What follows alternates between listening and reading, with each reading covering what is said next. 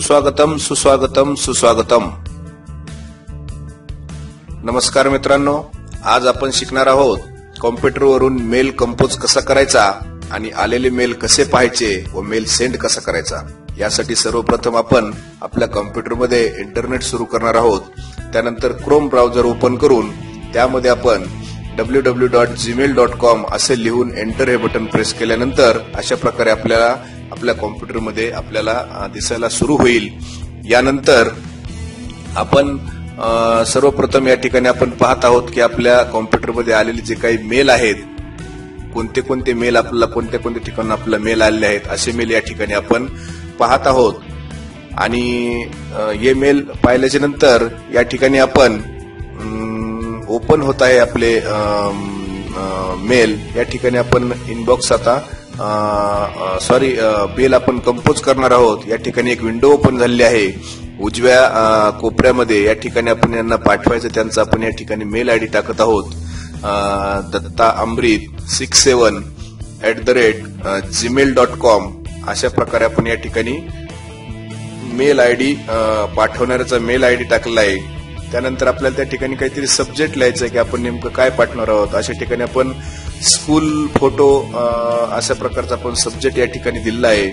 त्यासोबत आपल्याला जर काही छोटासा मेसेज पाठवा वाटला की हे नेमकं मेल संदर्भात तर आपण मेसेज सुद्धा टाकू शकतो. या ठिकाणी आपण hi I am sending school photo अशा प्रकारचा आपण एक छोटासा मेसेज टाकला आहे. कारण आपण एक फाईल अटॅच करताना नुसता असाही आपण मेल पाठवू शकतो किंवा एखादी फाईल अटॅच करताना आपण अशा प्रकारे करू शकतो. जर आपल्याला आपण लिहिलेलं जर थोडं बोल्ड लेटर मध्ये जर घ्यायचं असेल तर आपण ते लेटर बोल्ड घेण्यासाठी या ठिकाणी आपण सर्वप्रथम हे सिलेक्ट करून घेणार आहोत आणि या ठिकाणी आपण हे बोल्ड करून घेणार आहोत. पहिल्यापेक्षा आता हे अक्षर आपल्याला थोडीशी बोल्ड दिसत आहेत. त्यानंतर जर इटॅलिक म्हणजे थोडं जर तिरपे याच्यामध्ये जर आपल्याला हे अक्षर पाहिजे असेल तर सिलेक्ट करून घेऊन आपण या ठिकाणी हे अक्षर तिरपी पाहत आहोत. मेल कसा बांधणी कशी करायची, मेलची बाइंडिंग कशी करायची या ठिकाणी आपण पाहत आहोत.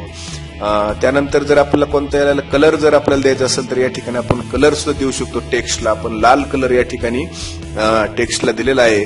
त्यानंतर आपल्याला जर काही नंबर वगैरे द्यायचा असेल, एकाखाली एक जास्त वाक्य असतील किंवा आपल्याला काही डॉट द्यायचे असतील तर अशा प्रकारे सुरुवातीला आपण डॉट पाहू शकतो. अशा प्रकारे मध्यभागी सिलेक्ट करून घेणं, डाव्या साईडला घेणं, उजव्या साईडला घेणं, मध्यभागी घेणं अशा प्रकारचे किंवा कोणते कोट्स देणं अशा प्रकारे आपण या ठिकाणी मेलची बांधणी करू शकतो.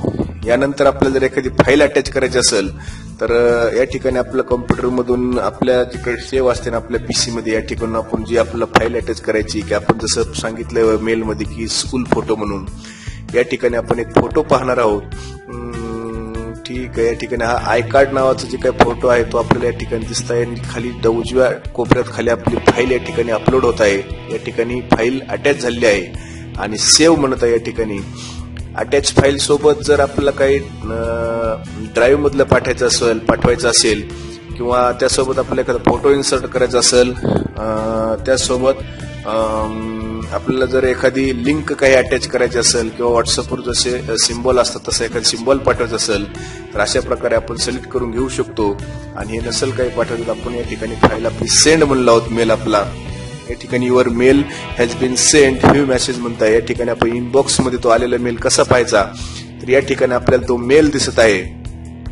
स्कूल फोटो म्हणून या ठिकाणी आपल्याला मेल दिसत आहे सर्वात वरती आणि त्या ठिकाणी जे आपण मेसेज जो पाठवला तो सुद्धा आपल्याला या ठिकाणी दिसतोय. Hi I am sending school photo अशा प्रकारच्या इनबॉक्स मध्ये आपले जे काही मेल आलेले आहेत त्या मेल पैकी पहिला मेल आपण आत्ताच पाठवलेला मेल आहे. या ठिकाणी आपण ते ओपन करत आहोत आणि मेल या ठिकाणी ओपन थोडा वेळ लागत आहे.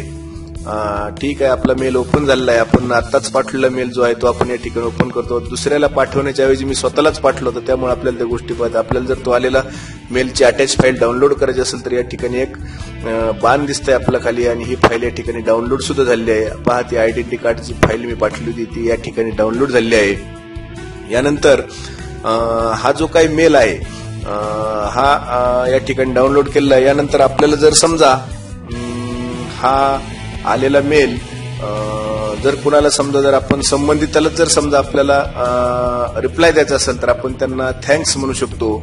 आणि जसं आपण सुरुवातीला मेल पाठवला होता त्याप्रमाणे जर आपल्याला काही अटॅच वगैरे काही करायचं असेल, ड्राईव्ह, कोड्स किंवा पिक्चर किंवा एखादी फाईल अटॅच करायची असेल तर आपण ती या ठिकाणी करू शकतो.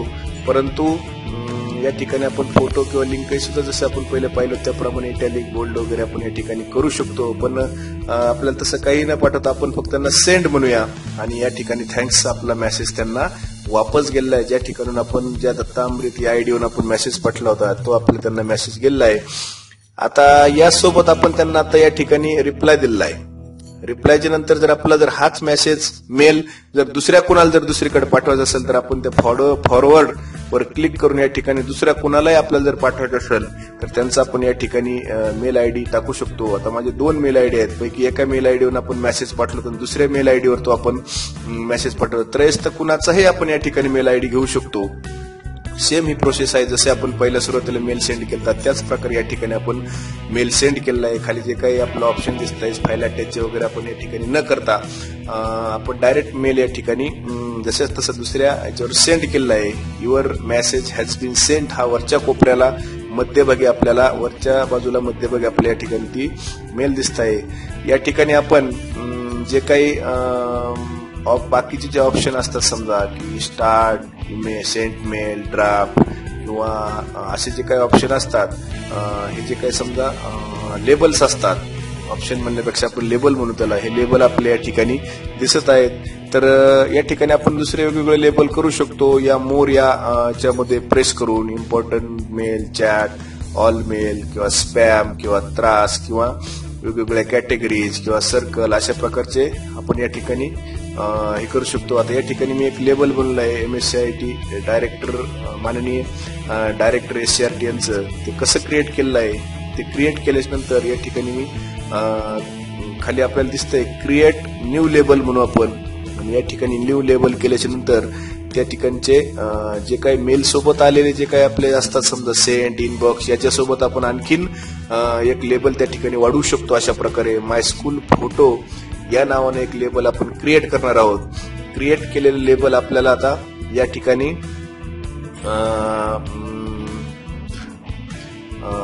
दिसेल. आपण या ठिकाणी आपण माय स्कूल फोटो हे जे काही लेबल आहे आपण या ठिकाणी बनवले दिसत आहेत.